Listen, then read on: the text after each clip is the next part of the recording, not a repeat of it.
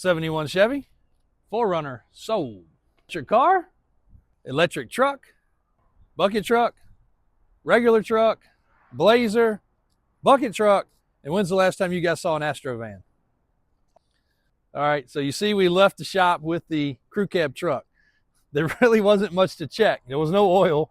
They topped off the washer fluid, charged the batteries, and it's good to go. So that is pretty cool how maintenance-free these things really are.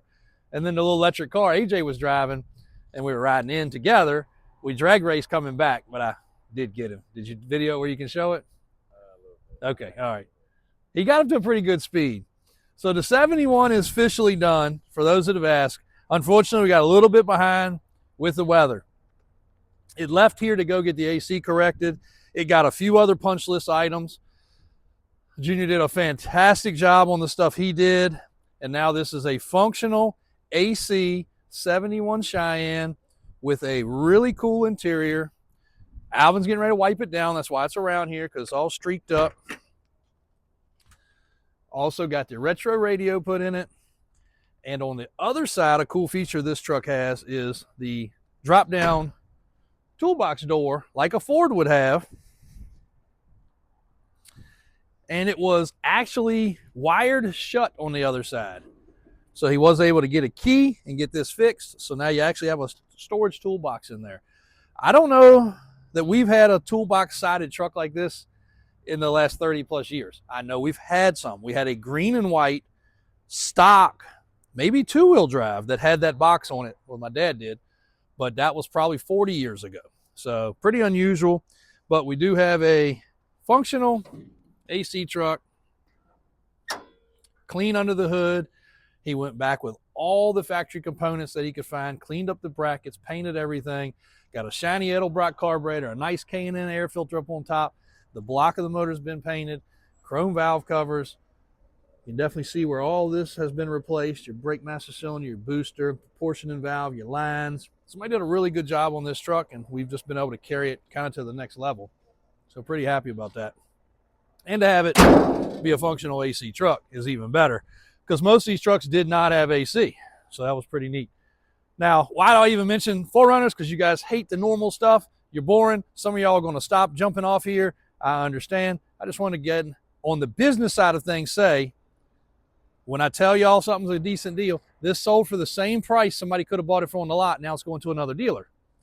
That dealer is going to, in turn, mark it up, because, again, he's going to have shipping, commissions, auction fees, and lots of other things. So we do try to price things as good as possible. Some people think we're high as gas. You know what? It's all relative. You get what you pay for. But on something like this was an excellent vehicle that now somebody's probably going to have to pay almost $5,000 more for it to own it than what we could have sold it to them for.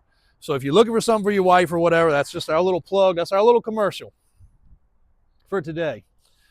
Now we also have one of the condition report companies here getting ready to do condition reports on some vehicles. We're getting back to doing that now the weather's clear. Condition report we'll be able to provide to you as a customer if you request it.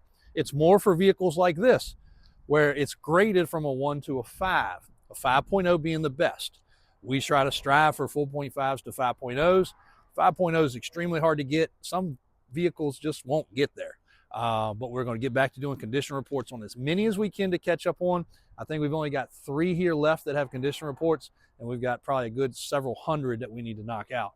So we'll get through them little by little. Blazer's getting far better. Told you guys we weren't going to do a ton of this truck, but there again, we did a ton to it so far. The door locks weren't working. They've been corrected. It had an issue under the hood with the belts, some hoses and wiring. That's all been corrected. The bushings on the shocks were shot. Got a nice fresh set of shocks on there and steering stabilizer. It had I think a transmission mount issue. That's been corrected. So it's coming along right good.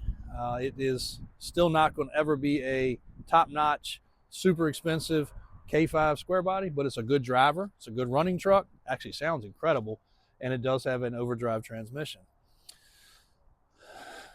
Speaking of shipping, transportation company was supposed to be here for the Ram on Friday. It was supposed to be here on Thursday. Then they said Friday. Mike comes in, realizes, of course, he was out on Friday. Saturday was extremely busy. and comes in this morning and realizes they canceled the order on us, did not even give us a courtesy call. So we got to get that back wrapped up. Daniel just brought back the OBS. That's almost ready to roll.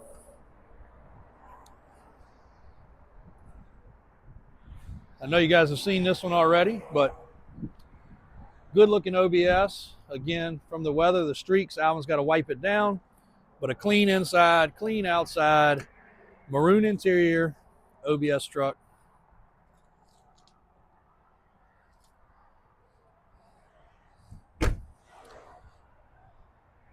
That one, that one, that one, that one. All those are getting condition reports right off the bat. So, AJ, that's me telling you they're all getting condition reports when we get off the phone, so you can give them the keys. I got to run Daniel back, and I got to go over meet a contractor next door. It's actually, it was a busy weekend. We had a lot of customers stop in from all over. We had some people travel down from up north. We had some people come up out of the south while I was across the street for a pretty limited period of time on Saturday. Had lots of people walking around checking things out in the showroom over there, which was really neat. Got a chance to meet several subscribers and followers of the channel. And I've got a lot of stuff for an upcoming video, but one of them that I don't even have in my notes, so in case I forget, we're having people still coming out of COVID. I mention this all the time. COVID was a terrible time for a lot of things, but I want you guys to remember one thing. I don't care if it was your mortgage, because I'm working with somebody right now, buying a property from them, and they were way off on what they thought they owed, the wrong direction. And we see it with vehicles all the time also. Lots of people bought stuff during COVID. Now they're getting out of it. They didn't look at the fees. They didn't look at the paperwork. That's beyond. You can't fix that now. That's way too far gone. But these people got a letter, both particular ones. So I'm talking auto and house. It said, no worries. We know COVID's tight. You know, whatever the words of the letter said, skip a payment. Skip a payment this month, skip 2 payments, 90 days without a payment, whatever it was. So a lot of people took advantage of that. But what they heard was forgiven payments, forgotten payments. And that was not the case. You are paying interest and probably a penalty or a fee on that currently, because they didn't say you didn't owe it. They just said forget it for a little while. That was great for them. You're thinking, oh, bravo, my bank is looking out for me. No, that $2,000 or $3,000 mortgage or that $500 or $800 car payment, to them, you just borrowed extra money because you put it on the backside of the loan. Now they're still collecting interest on it. It didn't go anywhere. You still owe it. And on this property one, they were off by a big number of what they thought they owed versus what they owed. And it's really disheartening, because then they get very upset and frustrated. But it's due to COVID. There was so much stuff going on during COVID that people did not understand. They didn't take the time to listen, and now it's coming back to bite them really, really, really hard. There's also a whole lot of people that unlawfully took, you know, the PPP money and other stuff like that. I think it's great they're going after them. You know, finally, after all these years, they're catching up. So, you know, it wasn't just free money, guys. You still had to pay it on those payments, and that's the way it goes. So anyway, that's where we're at for right now. We'll see what the rest of the day brings us. Okay, the exciting part of the day. We are getting ready to spin the wheel for the giveaway. This is David's official first time doing this, but this is for the February giveaway. Tomorrow, we will start the March giveaway, and you guys know how to win. Hit the merch, but we always give you a free entryway also, which will be given to you tomorrow in the unveil of what March's giveaway is going to be. But this is for the Coleman 200 dirt bike. Go ahead and click it.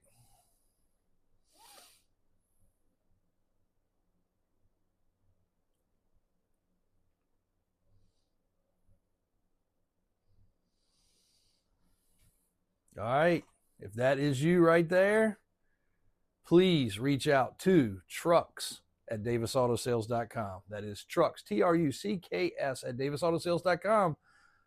So David can get you straight. All right, we're getting ready to run up and check on something, and we figured what better than to drive this. It's been sitting around for a little while. AJ, how you turn these? Oh, there's the lights, fans. It's a pretty neat little car. We've actually had a lot of people reach out recently all of a sudden, and I don't know why, but this is a little electric car. We'll show you when we get out. But it runs good, drives good, not real fast. weight in the back. It's got a little weight in the back, but basically would substitute as a golf cart. LSV, maybe. Don't know how you would categorize it. But we're going to check out something up in the shop that's pretty exciting. And I haven't seen them yet. So we're going to see how they turn out, what we got to do to them. It's pretty much a mystery currently. So hang tight. We'll be right there. All right, we're doing a little high-speed check on this back road real quick. Let's get in the straightaway here. AJ ate a little too much over the weekend, I think. Killing us a little. We're just seeing 35 miles an hour, but I think we're getting a little weak on the battery. We had it sitting and have not had it on charge. 32, 31. It actually handles a little better than I thought. AJ commented the same thing. It's not as topsy-turvy. Oh, here we go. 36, 37, 38. 38 miles an hour. Let's go inside and see what kind of gems we purchased. 2 new trucks in, brought them up here to get an oil change, but they called me up because they said they couldn't change the oil. AJ, can you help them out?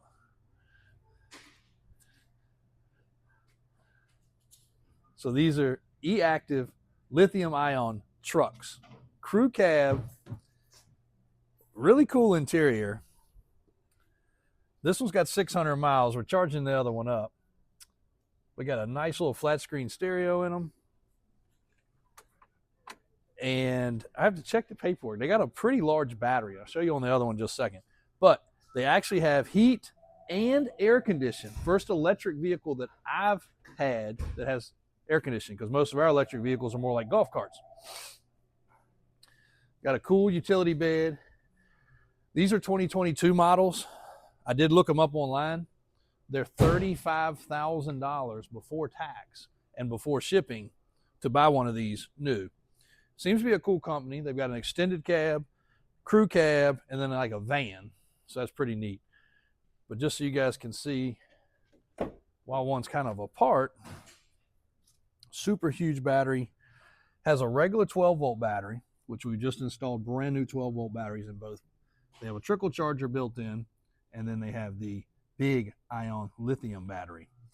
And this thing should be pretty much a beast and awesome for in the city. You can see it was previously Washington, D.C. So pretty neat. We're going to do a lot more research on them, but wanted you guys to see them. We haven't detailed them yet. But Vantage E-Ion, I guess is the name. I don't know. But if somebody needs them, we actually made a pretty good contact with the company and could become a dealer. And we'll see how these go over first. They're used. I think this one's got about the same kind of miles, 600 or 700 miles. They're supposed to anyway, but they were both completely dead. So putting the fresh other battery allowed the other battery to power up. Now I've got them plugged in with the big cable. They charge with like an RV cable. So we'll have to order a couple cables or adapters so people can keep them charged. And I guess we got a 5-foot bed here. Bed sides fold down. You can use it as a flat bed. It does have a tailgate. These are going to be neat for somebody that wants to deal with something electric, run around the neighborhood, a maintenance man for a complex, something like that will be super cool. So we'll get them cleaned up. We'll leave the logo because that's actually the brand logo from the manufacturer, but they've never been lettered. So a lot of these, they got wraps and different stuff on them. So me and AJ go jump back in the other electric vehicle before we head back to the office. Well, guys, turned into a nasty rainy day. David's been out here rocking, getting the parking lot organized. Just about got no tread left on the back of Cletus's old Raptor. I think I'm gonna have to get Daniel to throw some tires on that in the next couple of days. She's one good stoplight launch from no more tread. But we did get some progress made over here. Floors definitely look cool. That'll be the last time that my office looks like that. Hopefully, thank goodness, contractors need indoor work during these rainy days. But look at that. It's looking way better. So much better. So thanks, guys. Sorry for the short video today. Get back to some longer length videos, but had AJ running most of the day. We got a property that had to be emptied out and got a pretty short deadline. We're running close on that. Got some more equipment to post. Got a couple more trailers to post. And don't forget about this. David actually mentioned this, that his wife was thinking about getting into the dog grooming business. That's a dog grooming trailer. That's a turnkey trailer with heat, AC, hot water, onboard water, a wash station. It's a 2024 and it's 10 grand. There's not a business in this world that you can open. There's your cord for your generator or house power. That's a stainless wash system. It's got a vent. You guys comment if I'm wrong, but there's not a business in this world that I know of that you don't have to have a brick and mortar facility that you could open tomorrow for 10 grand. I mean, go to work with water and hook it to something for 10 grand. It just baffles my mind when most businesses are millions plus dollars to get going these days, plus infrastructure, plus buildings, plus inventory, and you can go to work tomorrow making money. It baffles me. And why is it still sitting here? I don't know. It's I guess the businessman in me wishes I could clone myself and wishes I cared about washing a dog, but I know what people pay to wash their dog. I know what it costs to run a business. Our light bill, just to go ahead and rant one more time, and this is not because of the cold weather. There's an electric bill up top, there's an electric bill down bottom. It's $1,500 between the two. Same over there, top, bottom. Another 1,000, another 500. Building in the back's another 400 or 500. So what does that come up to? 3, 4, 5 grand in electric on a regular month. It's way higher because of the cold weather, but that's just to turn the power on every day. So to have a whole business for a fraction of that, also look here, got some super organization and a bunch of tow trucks gone. So it's coming along great. Thanks guys. We will see you all tomorrow.